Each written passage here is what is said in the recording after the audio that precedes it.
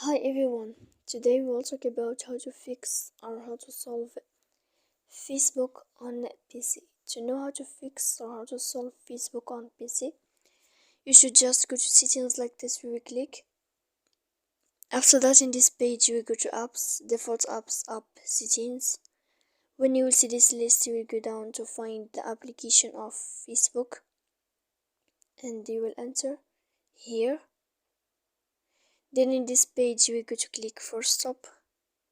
When you will end this, you will enter to storage. After that, we click clear cache. Then you will go to click clear data. And when you will end all this stuff, as you see here, you can turn off your phone. So please don't forget to support us by like and subscribe. See you next time in another video. And thank you for your attention.